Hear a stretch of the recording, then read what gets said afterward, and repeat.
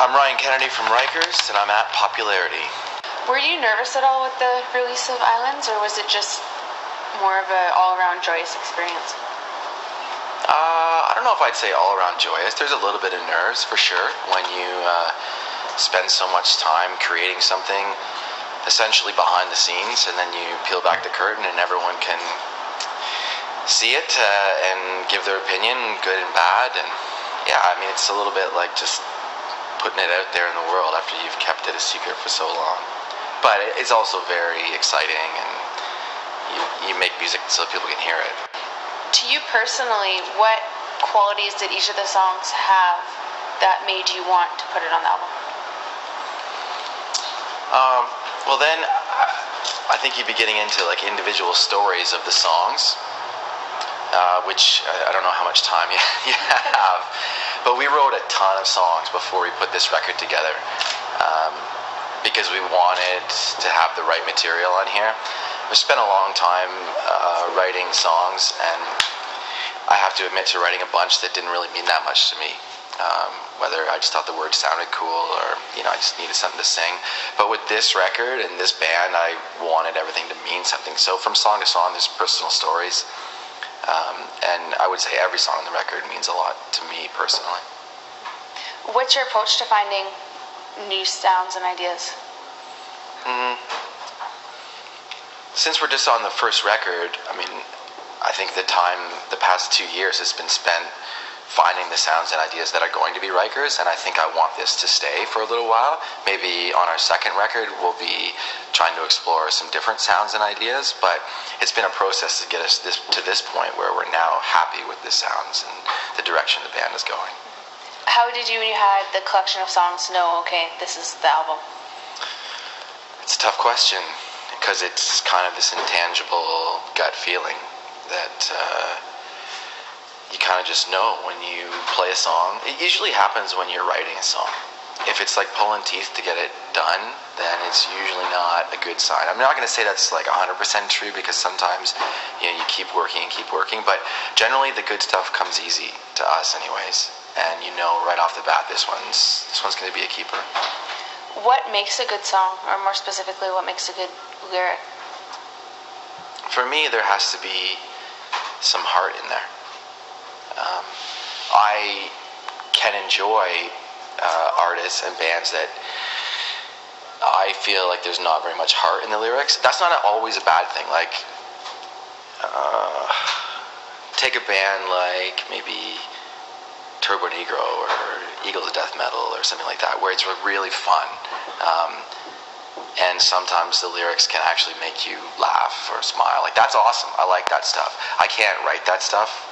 Usually for me, I have to go to a pretty emotional place, and for better or worse, because sometimes it's not fun to go out there every night and sing a song that came out of heartache or came out of a miserable experience, because you're kind of reliving it every night. Now, you mentioned that you're satisfied with the sound and whatnot that you guys have come up with. Is there a certain element from a Riker song that without that it just would not be a Riker song? Well, without synthesizers, it wouldn't be Rikers. I mean, that's the key for us. That's what separates us from, I guess, a lot of other Canadian rock bands anyways. Not to say that there's not a lot of bands out there using synths. There are, but that's pretty integral to the sound of Rikers. We all have a pretty heavy love of like the mid-'80s. Everything from Psychedelic Furs to Human League to In Excess and early U2, and so we're pretty tied to our synths and our guitar effects. But other than that, other than instrumentally speaking, it comes down to, does the song mean something to us? Because if it doesn't mean something to us, I don't know how it's going to mean something to somebody else. They might be able to have a good time listening to it, but I really want it to stand up to repeated listenings, and for what has happened in my life and in the rest of the guys' lives to somehow connect with the people that are listening to it. How much did you write songs with the thought in the back of your mind of how they're going to kind of transform live? That comes down to the more musical end of things. Lyrically, I don't really give much thought to that at all. It's, am I saying what I want to say? Am I being true to the story that I want to tell? And then, am I saying it in an interesting way? Musically speaking, we do try to put a set together that works live, and we try to imagine the way songs are going to go over, and that goes from the songs that we choose to the way we play the songs, extending intros, guitar solos, big endings, that kind of stuff. I want to put on a show for people. So yeah, we do give thought to that. What would you say were the biggest challenges that maybe you didn't foresee that you had to work around with the album? Outside influence.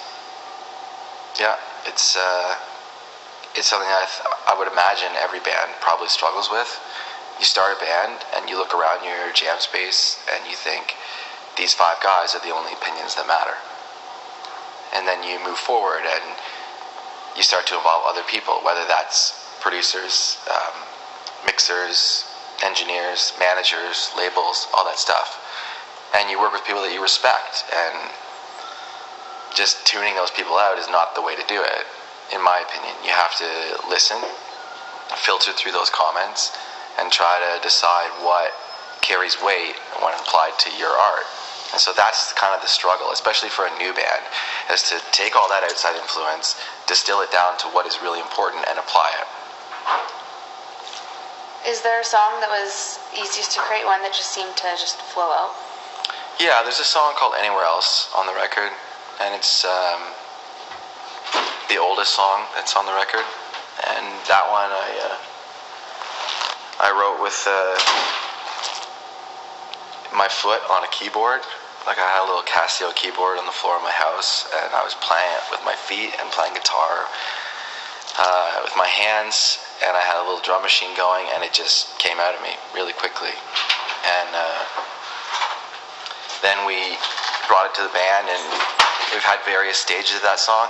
It was on our very first EP that we put out like 3 years ago, and it stuck with us till now. It's on our new record. So that would be the one that came easiest. What would you say is the biggest thing that you've learned about yourself through the creation of the album? That I can't please everybody, and that I'll drive myself crazy trying to.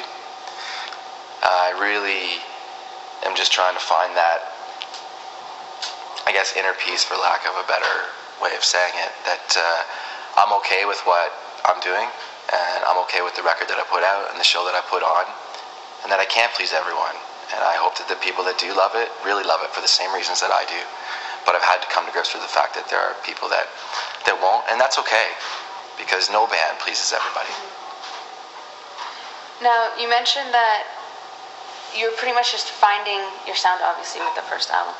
So, would you say that you kind of just let the pieces fall where they may when you're creating the album, or did you have some kind of vision going in? Well, the vision started early on. So we all came from backgrounds of playing like more straightforward rock and roll, like not bar bands, but that kind of stuff.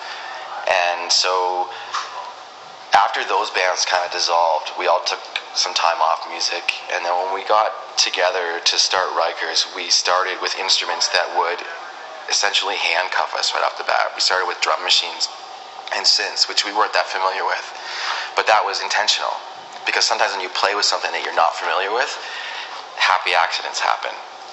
And so that was where the vision for Rikers started, is we want to try something different. It's not different to Depeche Mode, it's not different to Echo and the Bunnymen, but it was different to us. And so we were new at it, and when you're new at it, yeah, cool things can happen. And since then, it's just been about developing that, and there's also the visual aesthetic too that we've really worked at developing, because I want the whole package there.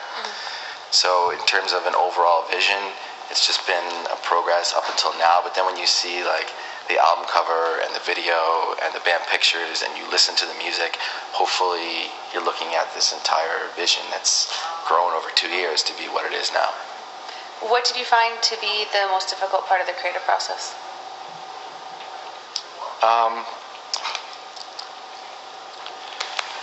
Well, I guess it's similar to the outside influence thing, but it would be just the rest of the guys in the band. We are 5 guys that love music, that know music, that are strong-willed, and you don't make a record without arguing. You don't do anything creative with 5 guys without arguing. And that's not to say it's a bad thing, and I actually encourage it. But every guy, if you ask them the same question, everybody has their own idea of what they want the song to sound like, or what they want the picture to look like. And so just coming up with this like acceptable general vision and idea that we can run with, that everyone is okay with. I'm so glad that we got there, and I knew that we would, but that's the hardest part. I mean, there's no getting around the fact that it's difficult. Working on tracks, are you ever surprised at how good they become? Are there any tracks in particular that really surprised you? Yeah, sure. There's a song on the record called Fascination that was the last song that we recorded for the record, and we actually recorded it maybe a month before the record came out. And we had our record planned out, and it didn't include Fascination. It wasn't written yet.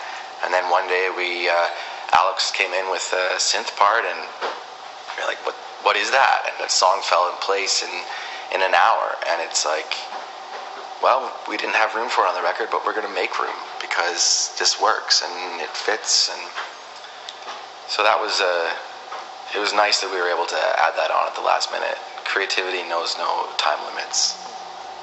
With your growing success and popularity, have the expectations and demands that you place on yourself changed at all? Yeah. Yeah, for sure. I've always held us to a very high bar, even before we had any quote-unquote growing popularity. Now, I hope that's happening. I don't know. We just get up every night and play music, but I've always held us to a high standard, and I've always wanted to do things right or not do them. I don't really see any value in operating otherwise. But now that other people outside of our hometown and our home province are watching, yeah, there's more expectation, for sure. You think about what you say and how you play, how you carry yourselves a little bit more, because you know that new people are watching. And any final thoughts, anything to say to the readers of popularity? Check out our video. It was said that it was like Game of Thrones meets Robert Palmer. And that's got to be a good thing.